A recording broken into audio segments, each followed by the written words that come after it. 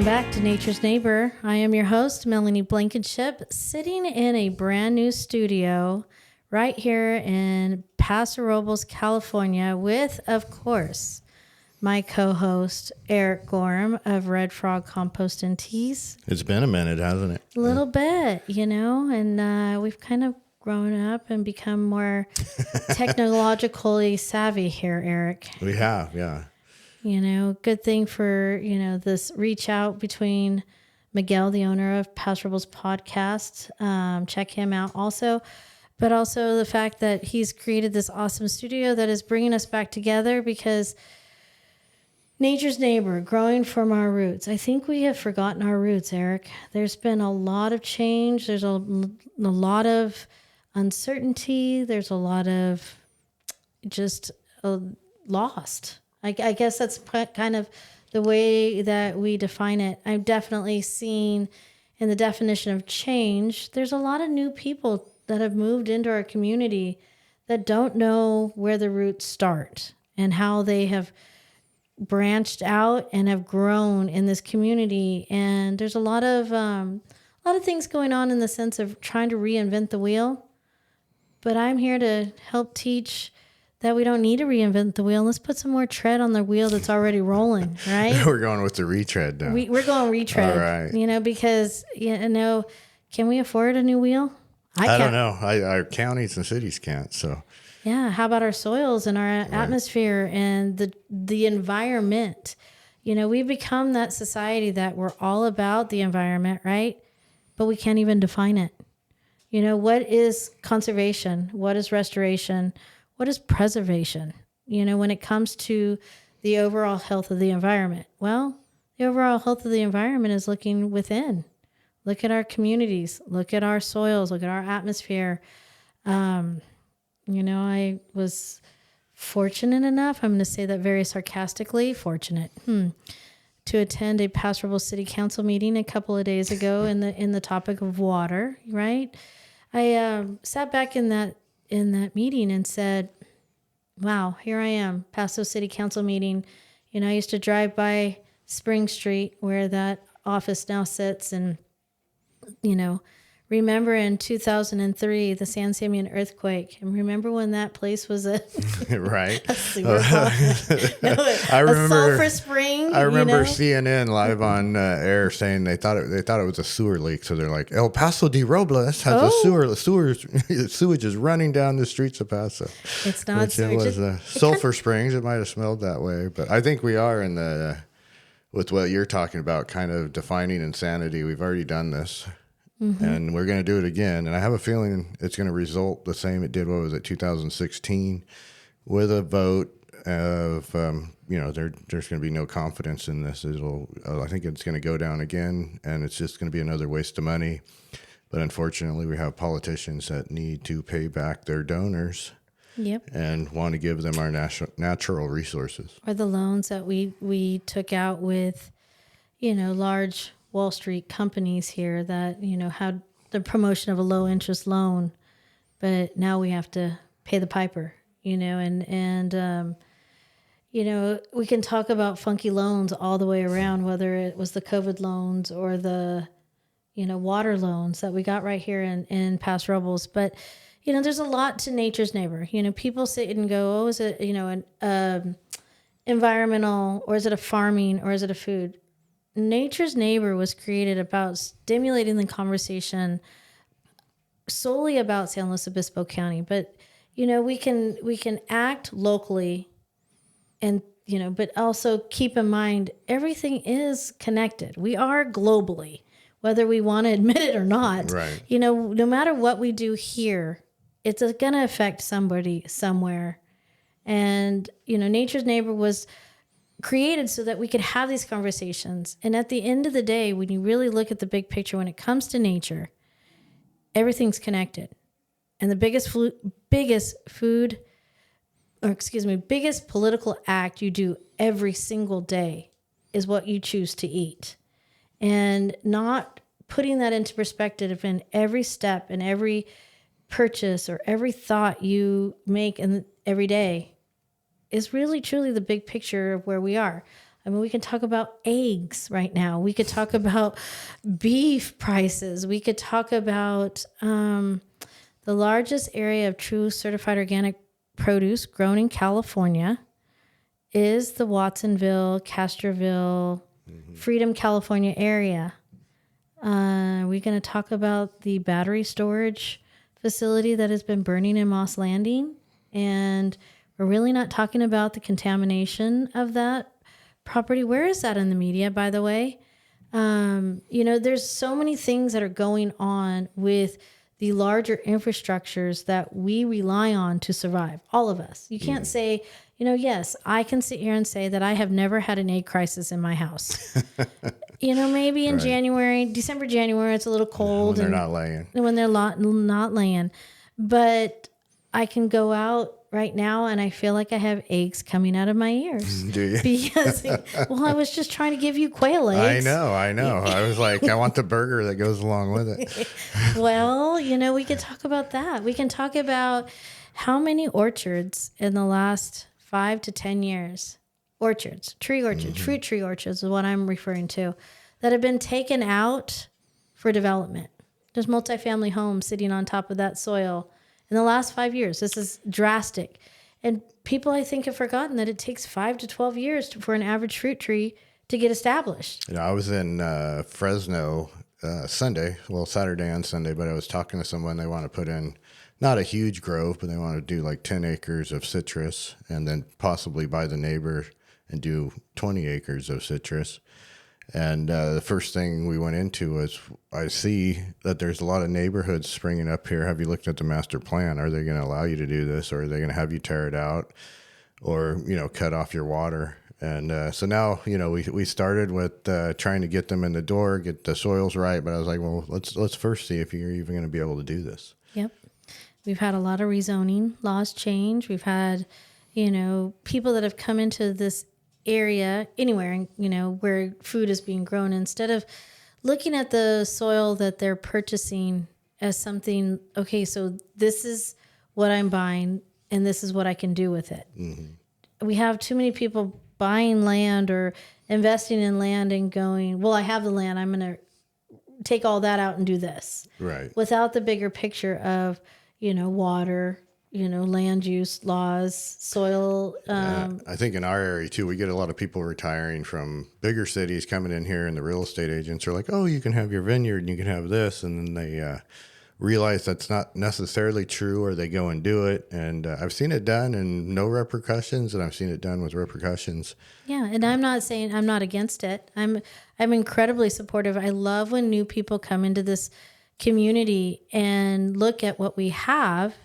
and want to be a part of it, right?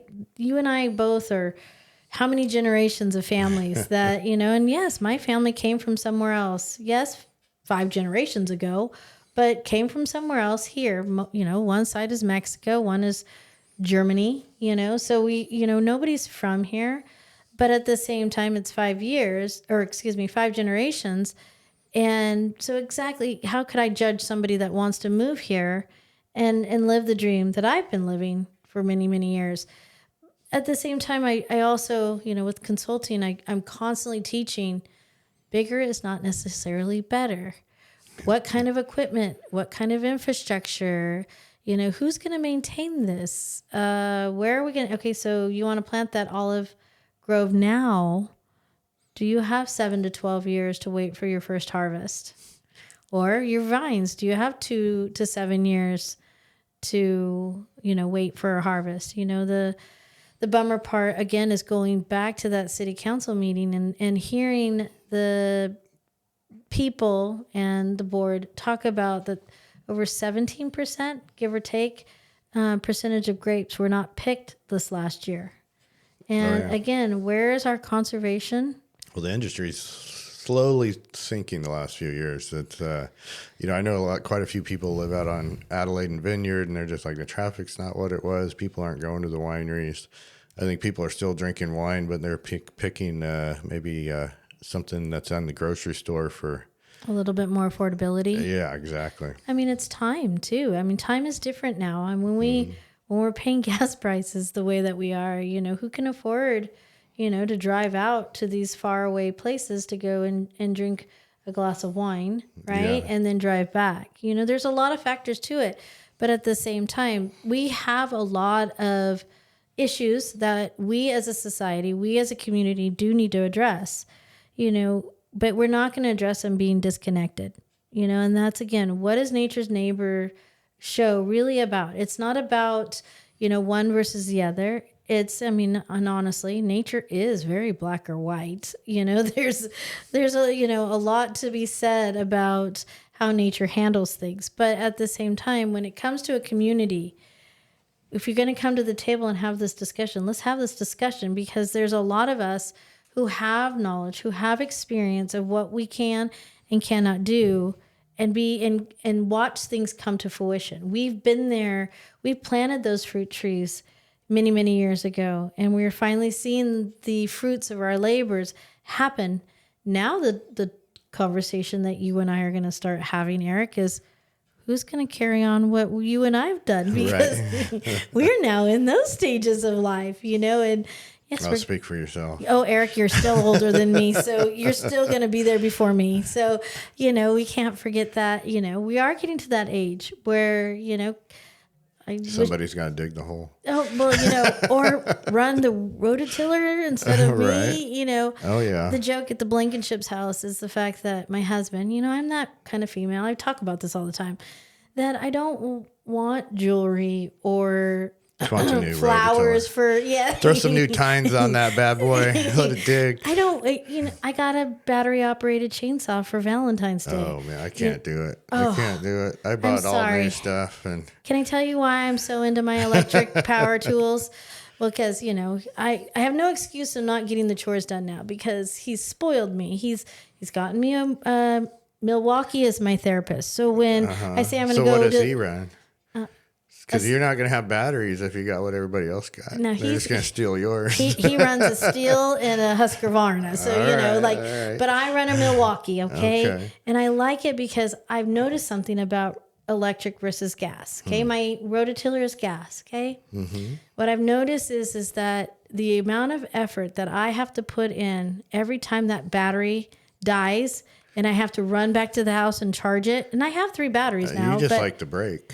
No, That's what it is. I was going to say, I tend to be more hydrated and I get more breaks from using the electric equipment. You don't forget to drink water. Nope. Or whatever it is you're drinking out there. That gas-powered rototiller shook me to death yesterday, and I was bound and determined to use the whole entire tank, and I was going to get the whole field done by myself.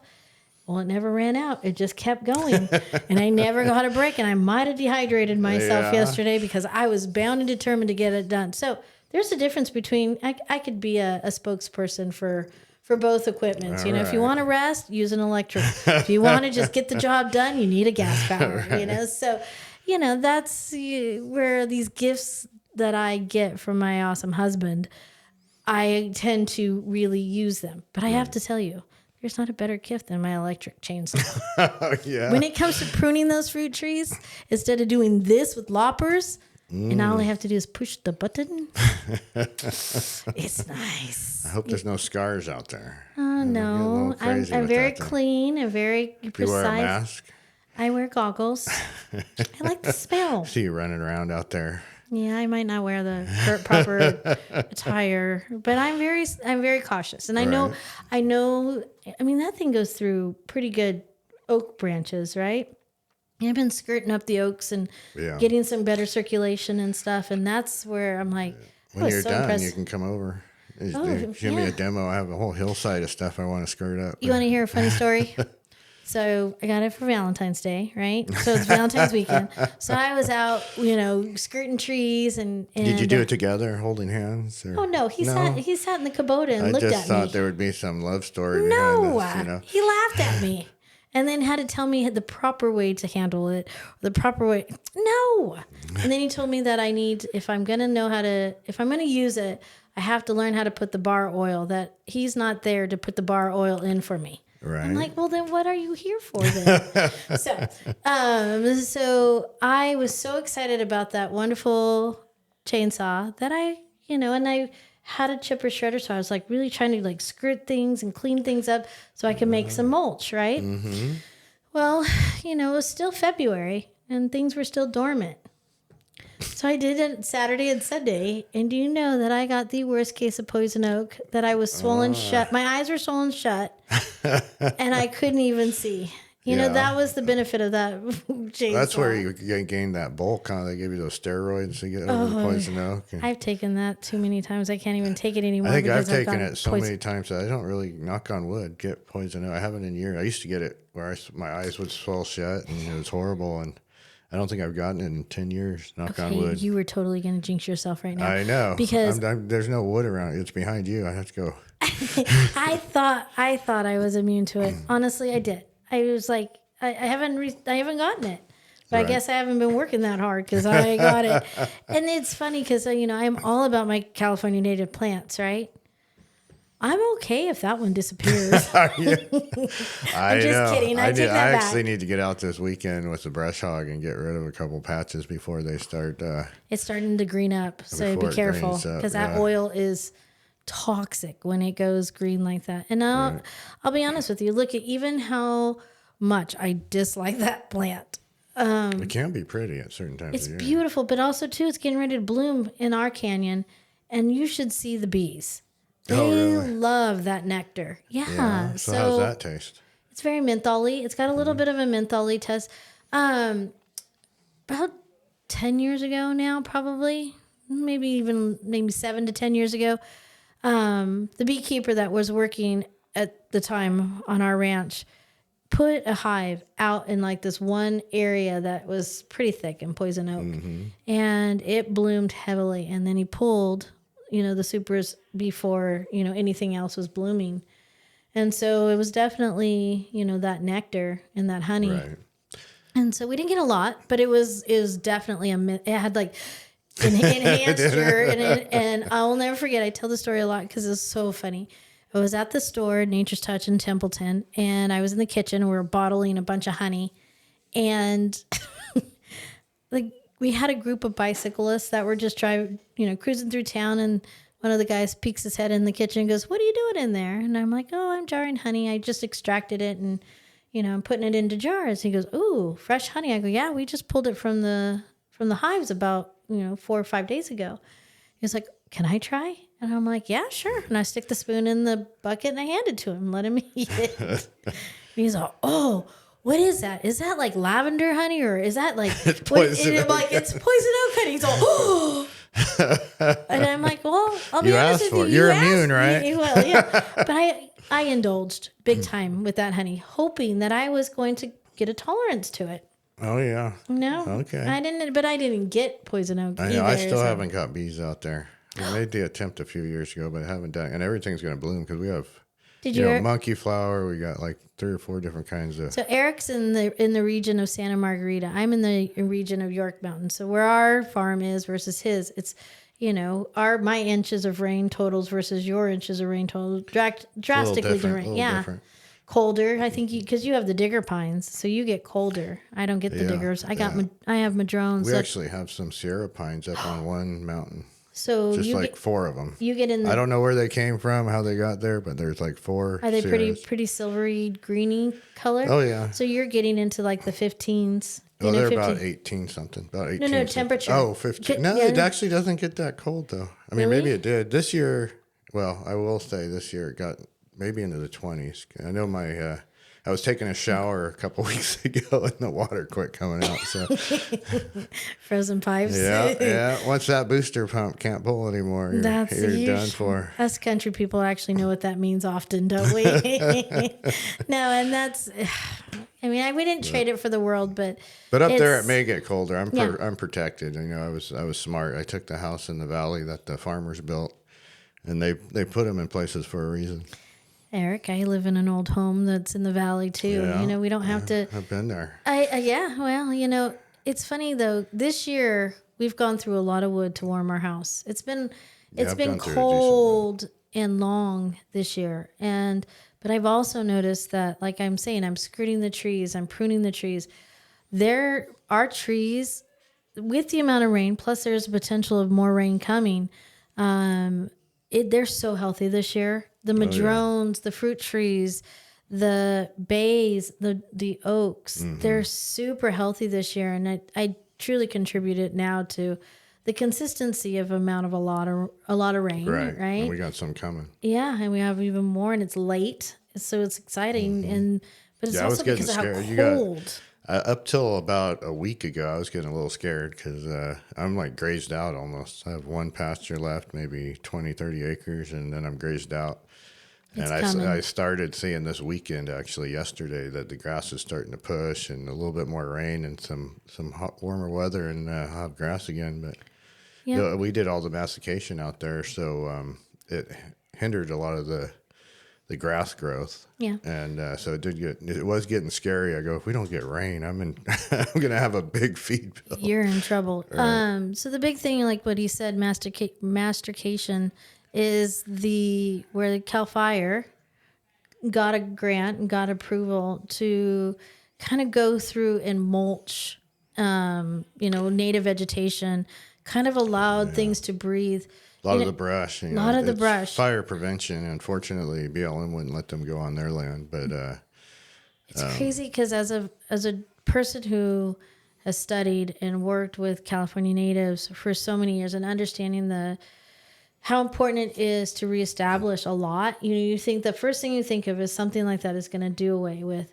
And yes, there are species that might have been in there that we don't know that could or could not come back, right? The annuals popped the first year. Well, plus a lot of rain, but we got rid of all that chamise and the That was dry wildflowers and everything just went suffocating crazy. everything else. Oh yeah. No, there was probably 80 acres down there that just you couldn't get in there. Yeah. There was fences, but it had grown so much and it hadn't been upkept in so many years. I was going to try to get just a bulldozer or a excavator to try to push through, and they knocked on the door one day and said, "Hey, we got this grant." And I was like, "All right." I saw it. I was watching as I would drive to Creston. I was watching them. And they hit it 3 times. They hit your property 3 times. They do it twice at the beginning, come back about 6 months later to a year later and hit it one more time. Yeah. We had on our side, you guys got the mulcher that went through. On our side, we got crews that came in. I got them come down my driveway. That was about it. They lifted up the fire hazard off the roads. Yep. The crew that came through, humans that came through with chainsaws and chippers and everything, they came through our canyon and cleaned and skirted and did everything. They did it 2 years ago, and it's pretty funny because you can't even tell they came through. I honestly feel like it actually enhanced a stronger growth, a healthier growth. Oh, yeah. The difference between before they came and now is that the plants are actually retaining more moisture. Mm-hmm. Yes, we have more moisture in the soil, but at the same time, I'm noticing that the nectar and the flower itself is containing a lot more moisture. Where before it was being suffocated to the point where nothing was moving, nothing was doing. Mm-hmm. And, before, we would have fires naturally, or you would have animals migrating or movement, right? It's that, the deer would come in and then the coyotes and the mountain lions would come in behind it. We had a natural migration of things, or elk, a natural migration that would actually do what we are doing with tools, but because of development, it's changed it. So we as a society, this is a conversation that we also are going to start having a lot in our new shows, is the fact of, where do we draw the line? Like I said, when I started the conversation of who is nature's neighbor and, what is our topics of conversation? It's that conservation. It's that restoration. Right. What are we restoring? We need to restore our soils. Without the soils being healthy, we don't have healthy life living on top of them. Right. And then, it's conservation to the point of what are we conserving? Natural resources. And what I found interesting out where I'm at, they've, of course, with the mastication, I had started putting in trails before that, and then put in some more trails just on the property roads so you can get around and maybe go have fun on the weekends with side-by-sides or whatever. But the animal population has boomed. Yep. They love the trails, for one, because they're not having to walk through thickets. But then now that everything's been masticated, they're everywhere. And you see the different scat. You don't always see the animals. And I think I sent you that picture, that big bobcat the other day. That guy was beautiful. He was a huge guy. And it's awesome to see the reestablishment of, I mean, all vegetation. So, the north end of our county, B Rock, Nasmeno, Chimney Rock, all those areas where the repopulation of elk. I can go out to consulting and people are complaining about deer, munching on their roses or munching on their. If we're gonna deal with elk, our fencing isn't tall enough. Right? Yeah. And I don't. I don't even think they. I don't even think they even understand a fence. I think they just go right through it. An interesting part I think I've seen with California is the hands-off approach, and you've seen it a little bit with the federal government too.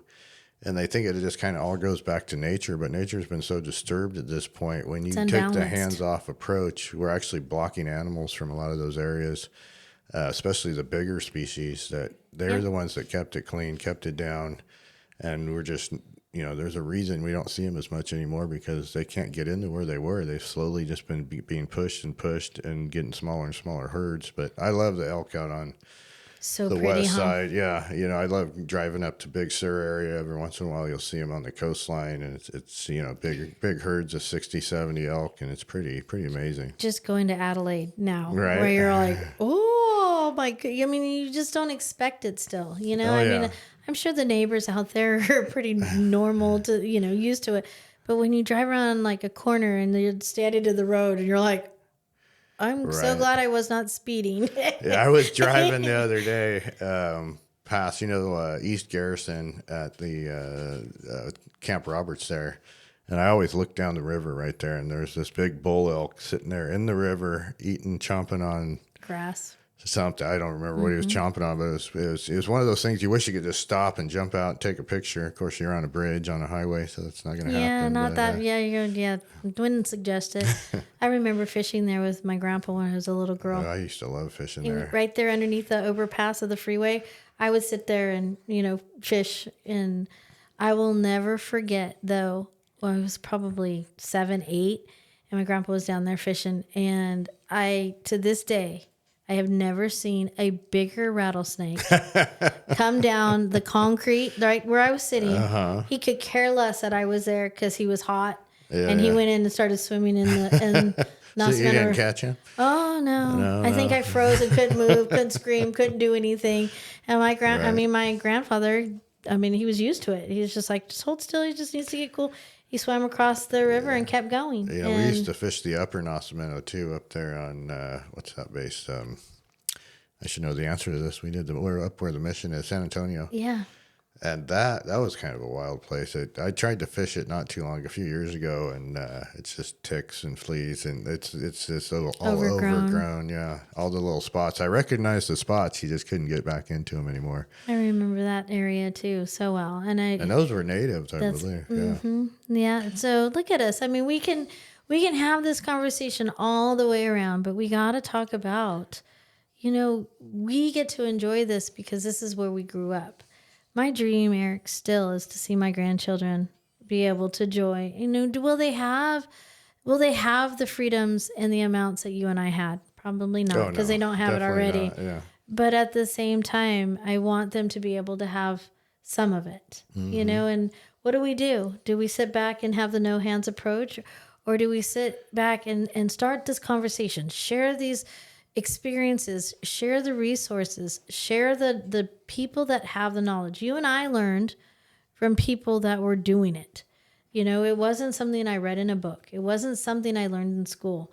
What I have to share is experiences that we've all had. And, this show is about that. Let's bring the resources together and let's look at nature first. Let's look at our community and how do we grow from our roots? How do we take it and carry it on into the next generations that they will be able to enjoy at least some of it.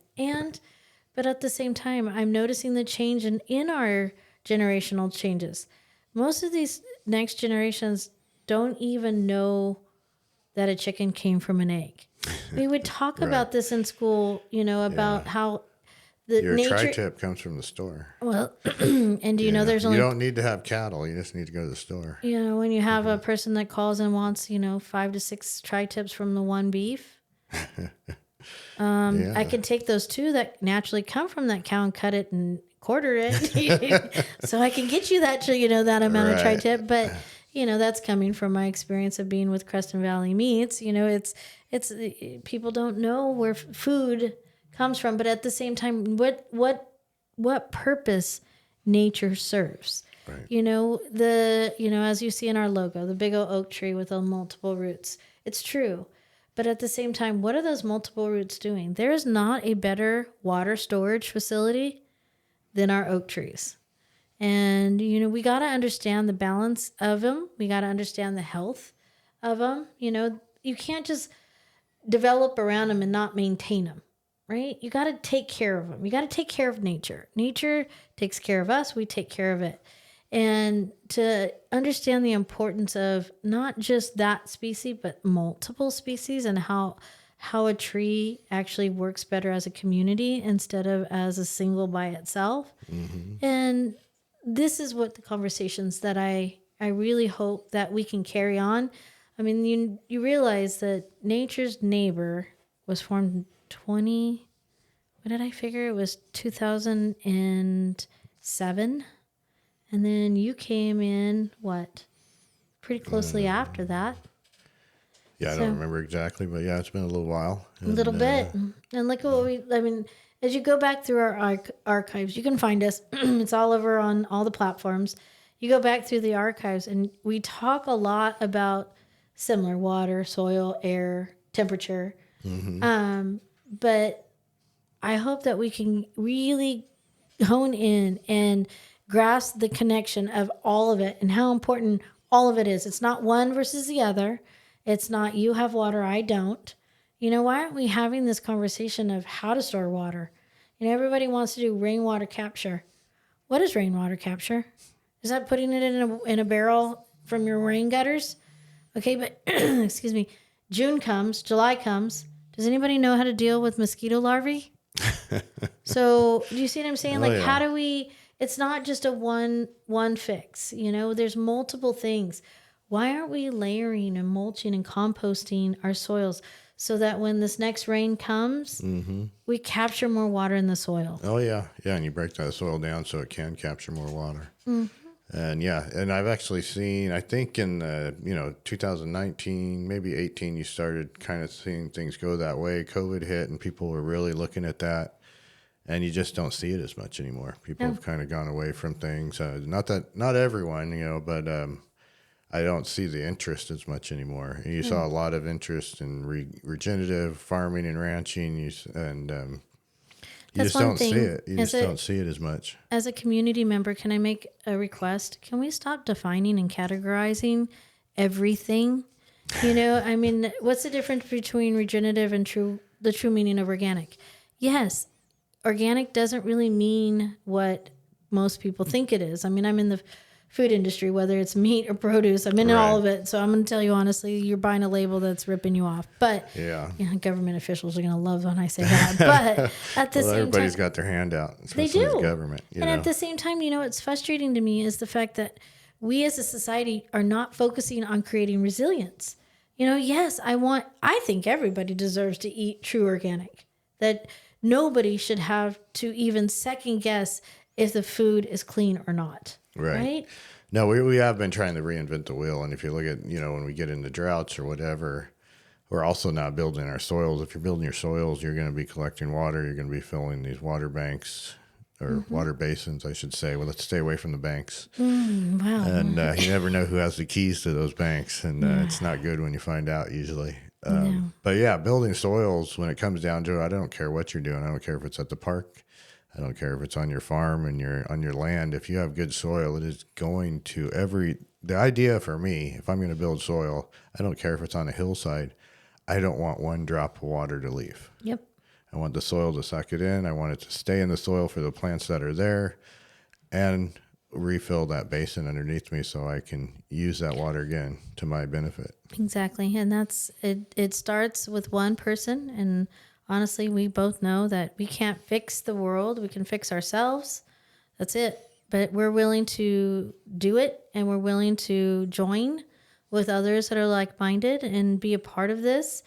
I'm constantly, still consulting, still teaching. I know you do a lot of outreach and a lot of, gathering of people to have the conversation. Yes, politics are going to be a part of the conversation. But I'm also saying it now. I am done categorizing what side you're on versus the other side. When it comes to what is right versus wrong, that's your own preference. But let's talk about nature. Let's talk about the balance of what nature provides, and then watch how politics don't have a side. It's understanding it's all one big picture. And I think we as a society have been lost in categories. We've been lost with acronyms. I am so over the acronyms. I can't do them anymore. I get them all confused at this point. Confused. I was telling somebody about my knee the other day, and I realized I was using the resource management acronyms for it, and I was like, oh wait, that's not the disease I have. Hold on a second. Maybe I got to get on my phone and look it up. That acronym defines me. I don't know. Too many, and that's. Right. And I feel for people that are just getting involved or just getting, into something and wanting to learn. How do you memorize and keep up with all these definitions or acronyms or, what does that stand for? Right. I don't know. When did we change? A good friend of ours said, when did that person go to work for Webster? I'm right. like, Webster what? Webster Dictionary. I'm like, oh, that was good. So we need to stop. We need, if you can smell it, you can taste it, you can feel it, you can be a part of it. That's what defines us, and that's where we as a society need to be better together and really capture in on the importance of nature, growing from our roots, but it's all, I truly still, in all these years, believe that San Luis Obispo County, aka North County, we can lead an example of how we can be sustainable within our own means. We can do this. It's not too late. It's not over. Right. It's we can fix things. We can make things to what we need it better, define better. Yeah, and it is that outreach, because I see people constantly. Even if I'll put it into this county, I'll see people from South County. Well, you guys do this and this and that, and it's like, do you really understand why though? And they don't. If you're looking at the ranching techniques here, I did a show years ago on rodeo, and I was breaking it down at one point of that show about why we have these different events. This is where they spur from. This is whether it's cutting, whatever it is, these are all real. They're real things. This is what happens on a ranch. And I remember somebody from Arroyo Grande calling, "You guys are just barbaric." And it's like, where do you think your food comes from? Right. And they had said something. Well, a lot of it, a lot of meat comes from. Well, what do you think they're doing in Brazil? They're doing the same things. They're still doing cuttings. They're still doing ropings. Actually, if you go down there, it's a little more aggressive than what we have here. And so I guess they're happy if you do it there. But I think it's really teaching people why these things exist, why we want to build soils, why we want to. But it's also culture. Right. What happened to culture? I'm not going to say, I was just having this conversation with somebody. Well, it's knowing where your food came from. Exactly. I mean, you should know who. I would rather know who grew my food. Yeah.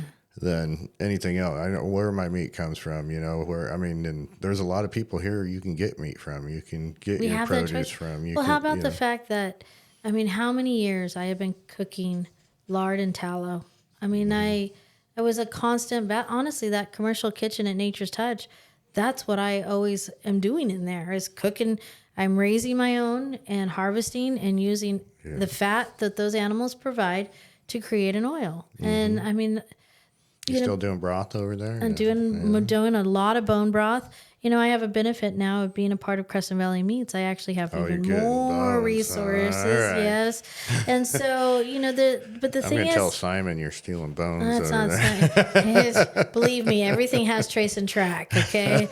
So, it's funny because, for so long I would just do it because that's how we ate. That's how we lived. Yes, I use lard I wasn't too hip on the tallow thing because it's not pretty popular right I now. know, but it It's really- doesn't smell good. Well, if Lard you use is too sweeter. much, too, like I Lard like is to, sweeter. yeah. And that tallow is not. And then, but I use tallow. I make candles. All of our soaps that are in our house are made from tallow. So I've always used it. But it was funny because one, campaign candidate started talking about tallow, and all of a sudden I became cool again. And now we can't keep tallow Keep in. telling yourself no. Well, and then, but now becomes a definition. So is Right. it suet or is it fat? Is it, and I'm like, okay, Good suet fat? Is it a bad fat? where, is it grass fed? Is it corn fed? Or is it this or is it that? I mean, I wouldn't have guessed, 5 years ago that there's going to be, everybody's going to be putting tallow on their face, Yeah. and I haven't gotten there yet. and I wouldn't. I don't like the smell of tallow. I cook with it, but in small amounts. Yeah. But tallow, when you put a concentrated amount or start putting it on your face, you're going to smell I'm it. still into my beeswax, olive oil, and essential oils. That's what I make salves, right? And so, Right. that's what I still use. I mean, obviously I don't wear makeup very often and very rarely do I do. I mean, if I can grow it or I can make it, that's what I use. I think a lot of where that comes from is not because I thought I was doing the right thing. It was, I didn't want to be wasteful for what I was doing. So I wanted to utilize everything we know I you're was. cheap, Melanie. We know. Oh, I'm really. Oh yeah. You should see the my food bill. I do have 3 children that live in my home still. Right. There's nothing cheap about feeding them and my husband. And then I also came home with something in the ballpark of 44 baby chicks. So the goal right now. Okay, so back up a couple of years. Simon Caleb, the owner of Crescent Valley Meats, him and I have been very close for many, many years.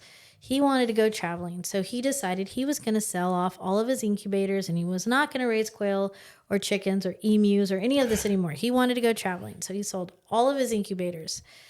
Who bought them? I don't even know. Fast forward to current times. Current times is all about raising poultry again. And, it became I bought an incubator.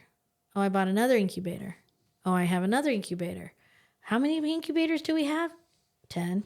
So we're back in the incubator business, okay? But what does that mean? I would not That want to be means in. So I just took, last week I took a 5-gallon bucket of eggs that I collected that day to him to put in his incubator.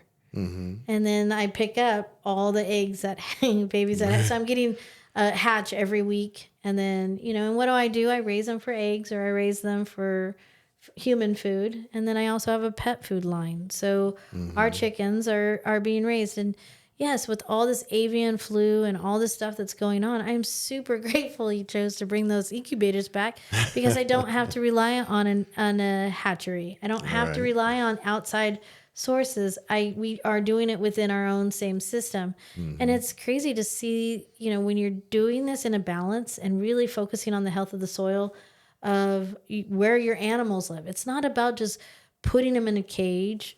You got to rotate them. You got to keep moving. Right. You got to keep doing it.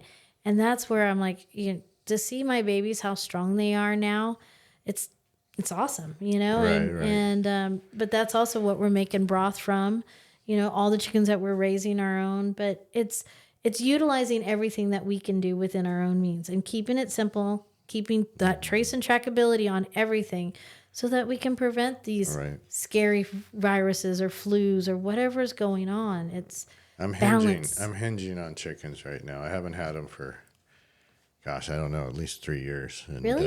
Yeah. And I'm like, I mean, I have what I want and I can't find it for so one. But when are you coming over? Because, when you come over to the I want to make what is it? What do they call that? Not a train, the little chicken. Where you chicken tractor. Tractor, yeah. A movable pin so you can move it all easier. Yeah, and I'm figuring, maybe something 16 by 5. I don't want a lot, but enough. Just to let you know, when you usually come over to the Blankenchips, you can never leave empty-handed. Right. So I'm just saying, I got baby chicks right now, so you better come over, and you might have to go home with whatever. Pick a color, any color, right now. Oh yeah. So a friend of mine, a mutual friend of mine, we were having dinner the other night, and she wants chickens so bad, at her house. But her husband's like, you don't really have time. Yeah. They're here, there, and everywhere a lot of the time. So she's like, I really want chickens. And then she was doing we could be saving money. I'm like, whoa. Don't use that. You're not going to save money. Use that as an having excuse. chickens. And I don't even think you do. By the time you get a coop, by the time you feed them, everything, the buying eggs you're at eating the store. healthy food because you know it, and you're doing you're doing things it's nice differently. to do it, but I don't know that you save money, and you will get a better quality egg. That's for sure. Definitely. 100%. But the funny thing is he's like affirmative, like no, right? And she's trying to do that. Oh, Melanie, you should just gift them to me, and then you won't be able to say no.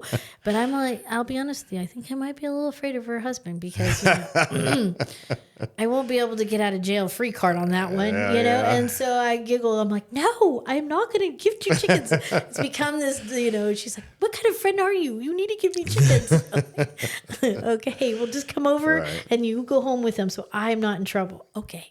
Right. So they're trying to come over too. So, that's kind of who we are too, right? Yeah. I have to make money to pay the that PG&E bills and all that, Right. but at the same time, it's all in moderation. It's all about balance. And you know what? I'm not afraid to work. Obviously, look at what we're all doing, and we just gotta keep it going. Oh yeah. Right.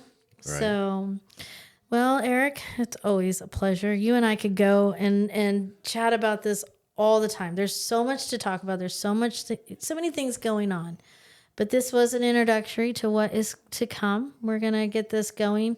We're going to be doing live sessions also, still in the works on that. But we're wanting people to come and join us here.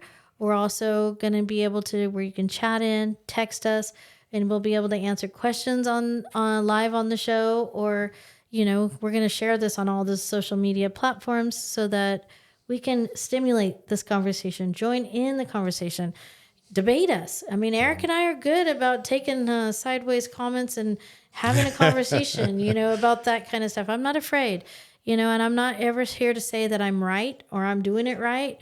I'm doing it, and I'm willing to learn if there's another way that is better, for our community, for nature, and to be really, truly a part of what we are, the bigger picture. My big picture is that I don't ever want to have to leave here. I don't want to move. I want to die on the ranch that my husband and I are raising our children on. That is my goal. Is that so much to ask for? Right. I tell everybody I have to live until I'm at least 120, Clint too, because that's about the age time that I'm going to see everything that I've planted or that I've built come into fruition.